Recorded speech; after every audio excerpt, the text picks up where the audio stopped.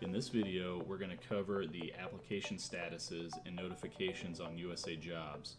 We're going to explain what the status means and what could be causing the delays, because it can be frustrating to, one, not understand what the status is, and two, watch it be frozen for what seems like forever.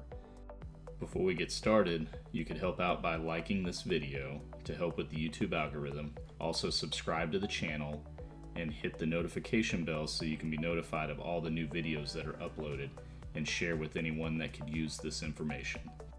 To help explain what the application status is and what notifications mean on USAjobs, I need to explain where they come from or why they're even on there.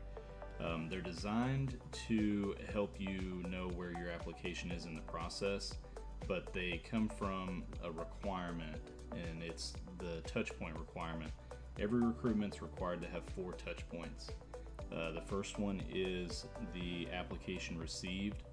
The second is notice of results.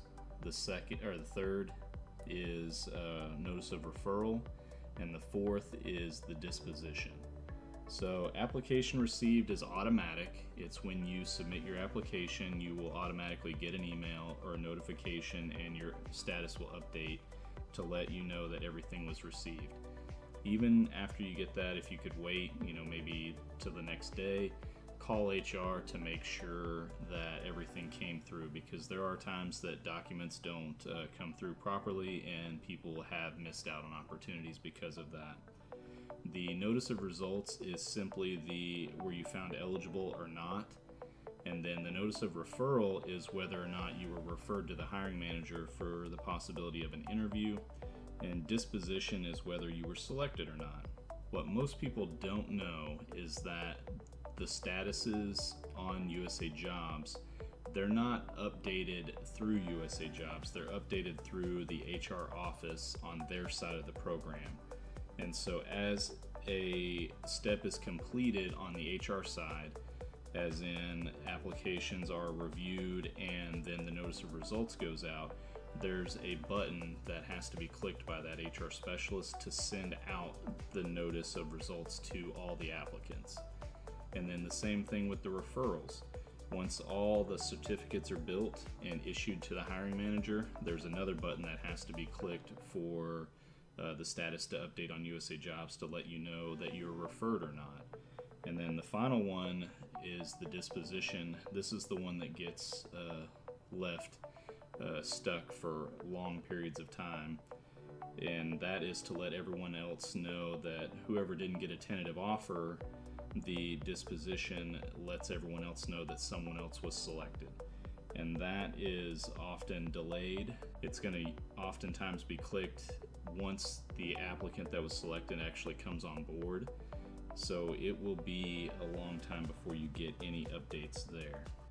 If you need help with the entire hiring process from start to finish, check out our book, Federal Hiring Advice, Your Guide to Government Jobs, available on Amazon.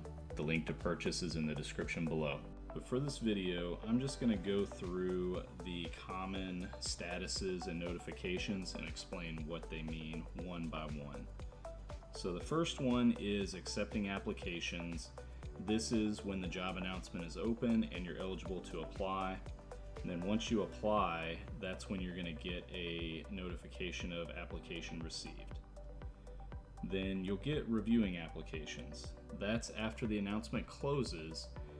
The status on USAjobs automatically switches to reviewing applications, and that's going to be part of the time to hire metric that allows for 14 calendar days to review all the applicants that have applied.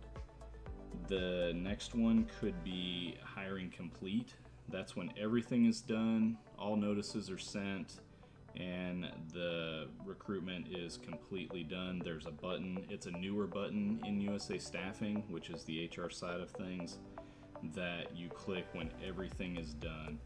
So if you have an open announcement, since it's relatively new, I can almost guarantee that HR offices are not going back and hitting that button on older recruitments. So you should see it more commonly on newer recruitments to be used, but I can almost guarantee that they're not being done retroactively. Job canceled. Job canceled is, just as it says, when an announcement needs to be canceled, there are a number of reasons why. A job could be that there were no qualified candidates, that the hiring manager decided they didn't like any of the candidates, funding was pulled, so the announcement had to be canceled. There was an error in the announcement, so it needed to be canceled.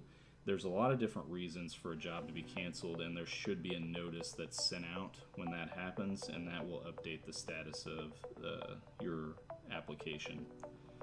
Then the rest of them have to do with your specific place in the process. So if you're sent notice of results, you're going to get a code that says you're qualified, and if it was multiple grades or multiple locations, it'll actually say that you're qualified at certain grades, and it could even say you're disqualified at certain grades.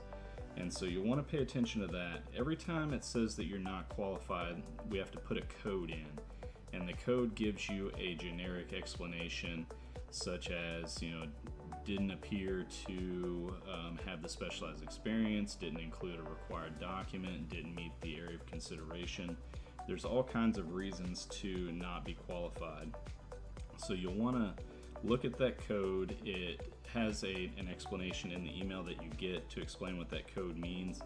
And if you think there's an error with that, feel free to contact the HR person that's tied to that announcement and have them look and explain it, because there are times that mistakes are made, and if it's caught at that time pretty early, then it can be corrected. The other thing to consider is sometimes you are found not qualified based on your own rating, so based on the answers that you provided to the questionnaire. If that's the case, then there is no correcting that, but you would find out through HR once you called them to look into that disqualification. They would let you know that you rated yourself ineligible. The next one would be if you're qualified but you're not referred. So this happens with a couple different scenarios. Qualified but not referred could be on announcements that are open to the public, to U.S. citizens, but they have veterans preference that applies. So if you're not a veteran and you apply to an announcement that's open to the public and it's not a direct hire announcement, then veterans preference is going to apply, which means that veterans have to be referred first. So all non-veterans, even if you're qualified, even if you're the most qualified person that applies, cannot be referred ahead of veterans. So that's one reason where you would be qualified but not referred. Another one would be for the different best qualified, well qualified, the different criterias there. And that's going to be based on your answers to the rating questions when you take your assessment, your questionnaire. When you are asked questions that have you rate yourself from no experience to expert, those scores will sometimes put you into a category of best qualified, well qualified, and that's how they're referred. So everybody in the the highest category gets referred first, and then everyone else would not be referred, and that would be another reason to be qualified but not referred. The next one would be qualified and referred. That's just that you were found eligible and sent to the hiring manager for review. That's when the hiring manager is going to look at the list and decide who they want to do interviews on. So the hiring manager doesn't have to do interviews on everyone. They can pick and choose which cert they want to use. So if the announcement was posted for multiple grades, they can pick which grade they want to use. If it was multiple locations, they can pick the location. And then once they decide on a certificate, they don't even have to interview everyone on the certificate, because they can do their own best qualified rating criteria. Talked about that in one of my other videos about the interview process, and that's how they're going to narrow down a list that has maybe more than 10 applicants for one vacancy. They're well within their rights to narrow the list down so they don't have to do so many interviews. Then you're going to have selected as a status. That status should not automatically update before you're provided a tentative offer, because what's going to happen is the person selected is going to get a call from Human Resources. Then they're going to get a tentative offer letter, and when that letter is issued, that's what triggers the person's status to be changed to selected. And then you'll have not selected. That's the final, that's the disposition. That's what lets everyone that was not selected know that someone else was selected. And as I was explaining before, that one is the one that's often delayed. People will get stuck in a status of reviewing applications sometimes when the HR specialist is in a hurry. They review everyone, they issue the certs, and they don't send the notifications out. So that can be confusing. Sometimes that happens because they're under pressure. Sometimes it happens because they don't want to get a bunch of emails. Once the notifications go out, usually there's a lot of emails that come through from the applicants that aren't satisfied with their rating. So there are sometimes that certain HR specialists will do that. Sometimes you'll get stuck in a referred status. So if you're referred and you are not selected for an interview by the hiring manager, you won't hear anything until the disposition goes out, and that, being delayed a lot of times could cause some frustrations. Because of the way the statuses are updated at the HR office, if you're sitting in referred for a really long time, I would never just wait on one announcement or one application. I would apply to as many as possible so that you have multiple applications going at the same time, and then not really pay attention to the statuses. Maybe check them every few weeks to see if there are any updates, but don't take what the status says on USAjobs as the actual status of your application, because USAjobs is only updated through the HR office, through the buttons that they have to click in their program that are often overlooked or delayed. And if you ever have any questions about the status of your application, you should be able to contact the HR person. That's the contact at the bottom of the announcement when you applied. Thank you for watching the video.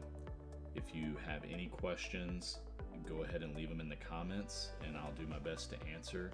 If you need to work one-on-one, you can visit the website at www.federalhiringadvice.com and we can schedule a time to meet.